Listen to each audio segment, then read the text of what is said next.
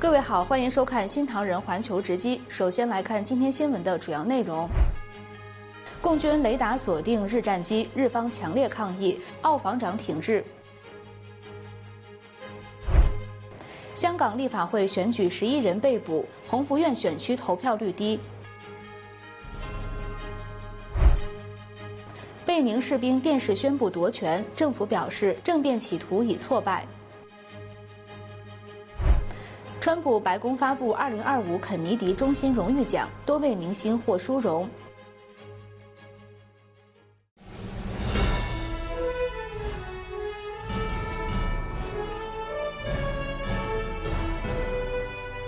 您正在收看的是新唐人环球直击，在美国纽约总部为您播报。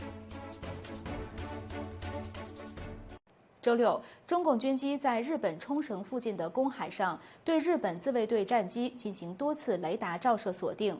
对此，日方向中共提出强烈抗议。正在日本访问的澳洲防长周日也表达了对日本的坚定支持。日本防卫省表示，12月6号下午，中共航空母舰辽宁号舰载机在公海上起降，日本自卫队 F-15战机因此紧急升空，捍卫日本领空。之后，共机多次对日本战机进行雷达照射锁定，也就是已经完成发射前的准备，极具挑衅意味。恰逢澳大利亚国防部长马尔斯此时到访东京，日本防卫大臣小泉进次郎在与他会晤时介绍了这一事件，马尔斯随即表达了对日本的支持。このような行動は航空機の安全な飛行に必要な範囲を超える危険な行為であり、中国側には強く抗議し、再発防止を厳重に申し入れたところです。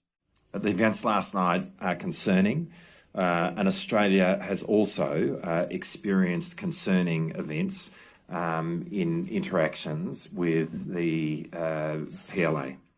在日本首相高市早苗上个月发表台湾有事言论后，中共祭出一系列报复措施，日中关系不断恶化。有分析指出，这次中共战机的挑衅行为是日中两国多年来最严重的军事摩擦事件之一，而日澳防长都表示将继续维护印太和平。このような中国の行動に対し、我々は毅然かつ冷静に地域の平和と安定に向けて対応を進めていきます。And we will continue to stand with Japan, in working with Japan to assert the rules-based order in this region, and we will do it resolutely. 两位防长在会谈期间还讨论了台海局势以及更广泛的区域安全议题。新唐人电视台记者张琴、张瑞琪综合报道。香港周日举行立法会选举，由于刚刚遭遇近80年来最严重的火灾，市民仍沉浸在悲痛和创伤之中。而当局持续维稳，目前已有11人因在网上反对投票而被捕。为了催票，这次全港投票站早上7点半开门，晚上11点半关门，投票时间长达16个小时，较上届延长2小时。候选人必须经过北京支持的港府审查，被认定为所谓爱国者才有资格参选。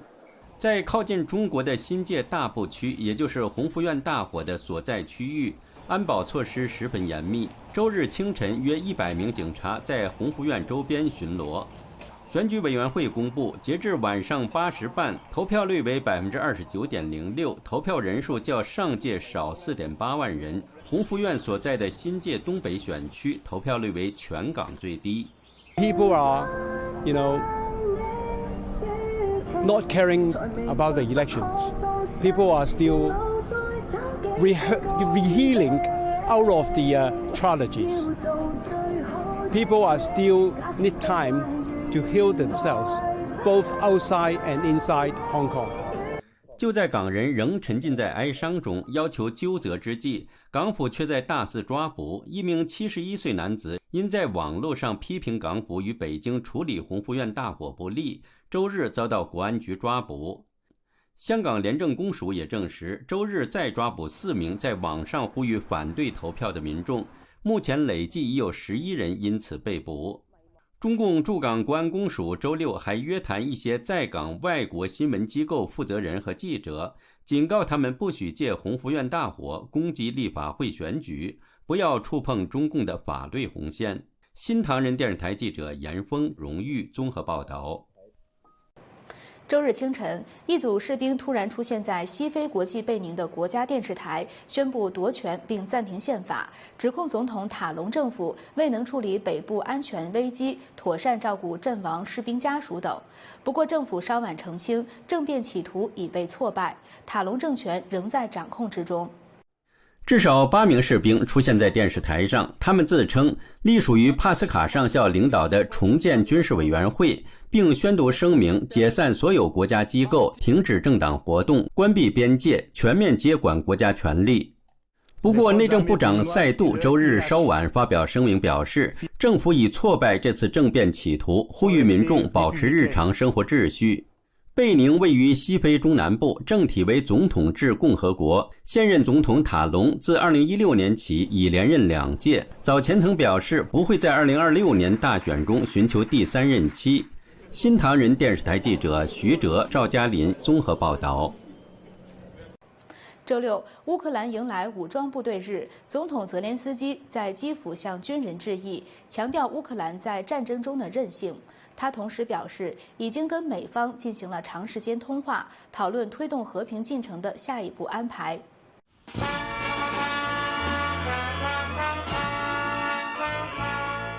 Що просто немає нікого у світі, хто міг би дозволити собі не зважати на нас, на нашу державу.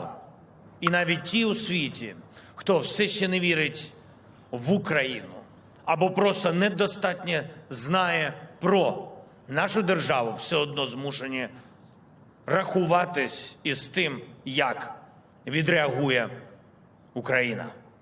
泽连斯基颁发追赠勋章给阵亡士兵的家属，也为现役军人授勋，并亲自授予战旗。泽连斯基赞扬说，面对敌人的攻击、侵略和卑鄙的行径，乌克兰军人日夜都在奋力反击。武装部队总司令瑟尔斯基、国防部长什米加尔、总理斯维里登科及多位高官参与了典礼，并向阵亡者致敬。针对举世关注的和谈进程，泽连斯基周六在 X 平台发推文表示，他和美国特使威特科夫和川普的女婿库许纳进行了长时间的通话，乌克兰将持续与美方诚意合作，以真正推动和平进程。威特科夫与乌克兰首席谈判代表乌梅洛夫本周在迈阿密进行了2天的会谈，双方都称谈判具有建设性，讨论迈向持久且公正和平的路径。威特科夫本周稍早曾在莫斯科会见俄罗斯总统普京，预估将向乌方简报内容。泽连斯基表示，正等待乌梅洛夫面陈细节。新唐人电视台记者易新、张瑞琪综合报道。周日，英国伦敦希斯罗机场发生多人遭胡椒喷雾攻击事件，警方已逮捕了1名嫌疑人，正在追捕其他共犯。视频显示，武装警察在多层停车场内巡逻，事发地点证实为希斯罗机场3号航站楼停车场。伦敦警察厅发声明表示，当地时间早上8点11分接到多起攻击的报警，一群男子向多人喷洒胡椒喷雾后逃离了现场。警察逮捕了1名涉嫌攻击的男子，调查仍在进行中，以便识别其他嫌疑人。警方表示，事件据信发生在彼此认识的人之间，他们发生了争执。伦敦救护车服务中心在 X 上发消息说，他们救助了21人，其中5人被送往医院，伤势并无生命危险。事发后，希斯罗快线列车和伊丽莎白线部分线路暂停运行。事件虽然引发警方大规模介入，但当局表示，这是一个孤立事件，与恐怖活动或抗议无关。新唐人电视台记者严峰、池晓综合报道。周六，立陶宛维尔纽斯国际机场空域被迫限制近1个半小时。机场表示，原因是遭到了来自白俄罗斯飘飞气球的混合进攻。周六，立陶宛维尔纽斯国际机场从晚上6点开始被迫限制空域近1.5小时后，7点31分才重新开放。机场在脸书上发出公告说，12月6日晚上6点06分，由于来自白俄罗斯针对立陶宛的混合进攻，维尔纽斯机场距离白俄罗斯只有30公里。从10月份以来，该机场已经关闭了10多次，原因都是用气球走私物品的混合进攻。最近的一次是在12月3日。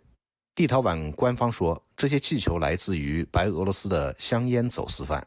同时，他们也指责白俄罗斯总统卢卡申科的不作为。新唐人电视台记者邱越、田园综合报道。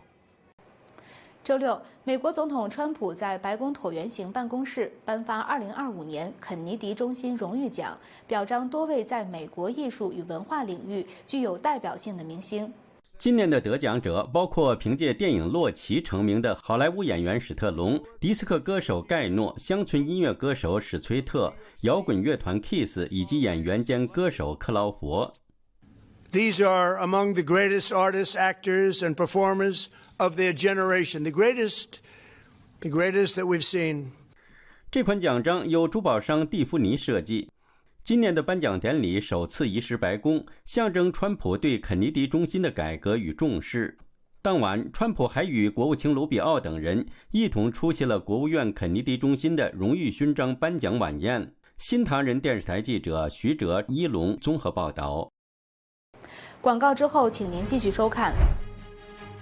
美国安战略8次提及台湾，赖清德总统回应。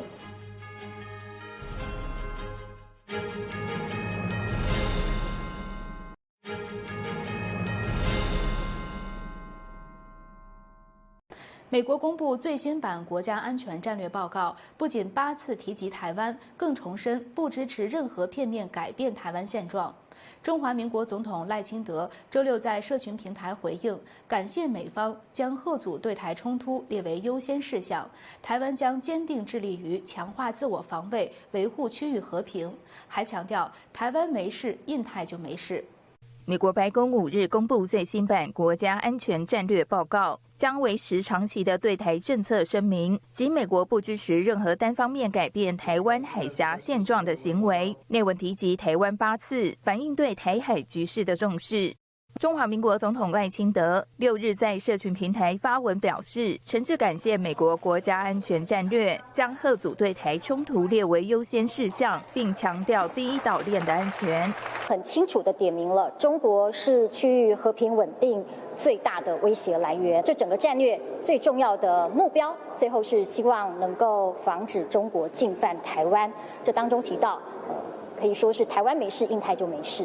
文件强调，全球约1/3的海运贸易每年经过南海，一旦台海爆发冲突，将对美国经济造成重大影响。事实上，中共对台不断以军事恐吓。根据中华民国国防部10月发布的国防报告书指出，中共透过灰色地带混合式威胁手段，企图动摇台湾民心，营造社会对立，等待时机与军事威胁结合，对台进行军事行动。近几年来，更是变本加厉，已经形成对我们台湾的考验跟挑战。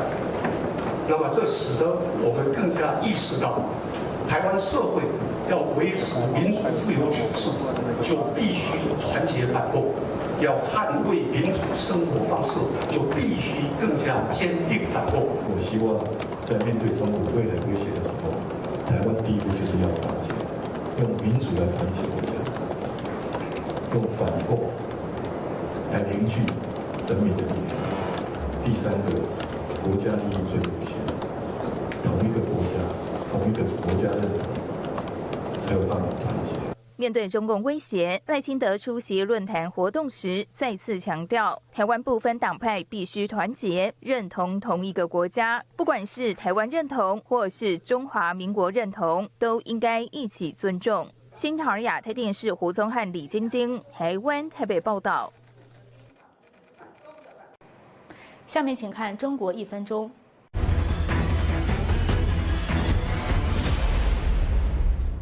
中共延长抵制赴日旅游，中国大陆3大航空公司宣布，日本航线退改票期限由原本的12月31日延长至2026年3月28日。分析指出，这将使原定明年第1季赴日旅游的中国旅客再现大规模退票潮。中国食品安全问题层出不穷，油罐车混装食用油和有毒化学品问题多年来一直存在。去年被媒体曝光后，中共国务院声称其他地方未发现此类问题，但近日江苏一地又爆出拉食用油的罐车被用来运化学品。中国造假成风，从官方招标评审名单到处罚名单，社会上的各类大赛获奖名单和各种考级成绩单被曝照搬百度网站人民大全。排在前5名的5个人名，因为出现次数最多，被网民戏称“最忙5人组”。广西南宁市11月22日至24日举办了东盟国际工业博览会，数百参展商在现场抗议举办方虚假宣传、乱收费、现场冷清，参展商受损失失望而归。新唐亚太电视整理报道。广告之后，请您继续收看《海狸与龙》一书，接中共威胁加拿大，专家呼吁立即应对。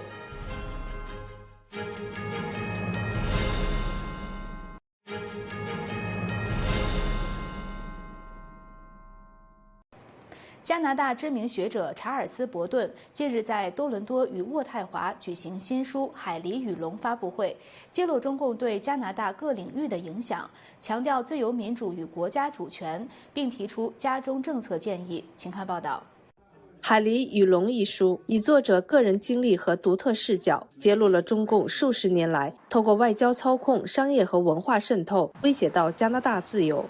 What we get out of the Chinese Communist Party today is dishonesty and insincerity. The alternative narratives coming out of Beijing are unconscionable, perfidious bafflegag. It is a betrayal to claim the party's dissembling is true to Chinese cultural imperatives. In that sense, the Chinese Communist Party is ultimately not very Chinese. Charles has always highlighted the dangers and the depth and the very serious nature of Chinese transnational repression here in Canada. It needs to move forward without any further delay.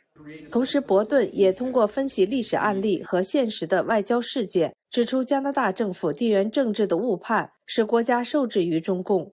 The Beaver and the Dragon, conveying a strong message that we've really got it wrong. Our country's become a haven for snow washing money through our capital markets, our real estate markets. There's a lot of transnational repression happening in this country right now, and we have to fight it tooth and nail. It's very clearly in that camp of the adversary camp with Russia, with Iran, North Korea, etc.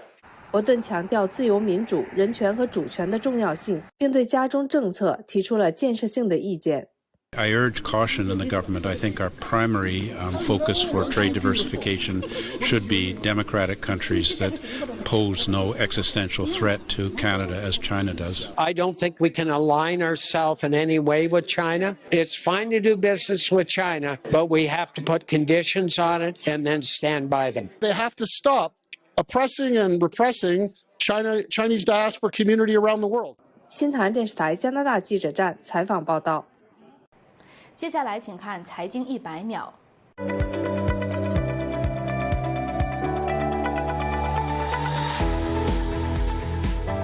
美国总统川普5号表示，他已经批准在美国生产迷你小车。这个举动将扩大这种在亚洲受欢迎的小型车辆在美国的供应。运输部长达菲表示，迷你小车在美国可能最适合在城市环境中使用，并可为部分消费者提供更便宜的选择。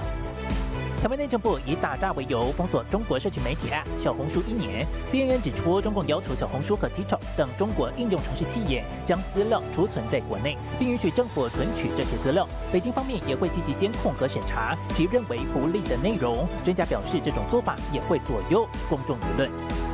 彭博5号报道，中国抑制地方政府借贷，迫使一些富裕省份的国有实体转向成本高昂的非银行机构借款。权宜之计使中国的影子银行市场卷土重来，酝酿中国金融系统危机。人工智慧技术的高速发展，迫使许多人面临职涯危机。美国国会山庄报5号报道，有7种难以被 AI 取代的工作，包括第一线医护人员、心理咨商和社工、幼教工作者和专业教师、技术工人、创意总监及内容策略师、危机应变人员、人力资源专业人士等。新唐人亚太电视整理报道。广告之后，请您继续收看。现繁荣延传统，纽约上周新中诚百货迎圣诞老人。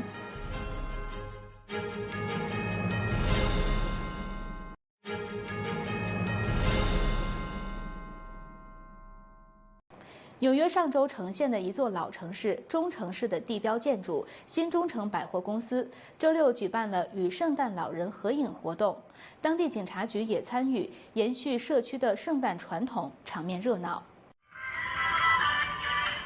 Hello, how are you? Good 周六下午，圣诞老人驾着警车，带着礼物来到中城市的新中城百货公司。孩子们争先恐后跟圣诞老人合影，并诉说自己的愿望。每个小朋友都拿到了心仪的礼物。Good boys and girls, make sure you're always good. Listen to your mom and dad, and Santa will always be there for you for support. Have a Merry Christmas. 中城市有着许多百年历史的建筑，而新中城百货公司的前身就是当地最古老的汤普金斯百货公司。与圣诞老人合影活动正是汤普金斯每年的圣诞传统。And it's great for my officers to be out here as well, to engage the community in such a positive manner. This is also iconic as well for Middletown. This was a department store for many, many generations in which Santa sat at the top of the steps. So for the owners and proprietors to bring Santa back into this store, I think is outstanding. It's absolutely amazing, and we're very happy and honored to be part of that. 今年8月，纽约州长霍楚在呈现中城市市长迪斯特法诺、纽约州众议员保拉凯和中城市市议会主席罗德里格斯的陪同下，参观了中城市的市中心。州长办公室的新闻稿中形容中城市将会是一个充满活力、全年繁荣的经济、市政和文化中心。新唐人电视台记者柯婷婷、奥利弗纽约上周采访报道。由加拿大新唐人出品、导演颜真执导的黑色幽默政治讽刺剧《维尼的终局》即将在12月19号登场，我们带您先睹为快。现在确实是我们罗刹国自打盘古开天辟地以来最好的时代。这包子好了没有啊？您说的是哪个包子？维尼的终局以尖锐而幽默的手法揭示当代中国的政治和社会百态。影片用多组政治密码，如罗刹国、维尼、活到150岁、火箭军谋反、推背图预言等，串联起中共治下的多重黑幕。维尼疯了，真要在2027打高沙。高沙自古以来就是我罗刹不可分割的一部分。剧情跌宕起伏，扣人心弦。观众观赏影片时，也如同亲自参与解谜过程，最终共同破解中共红潮的终局。不要杀我，能保住命就好。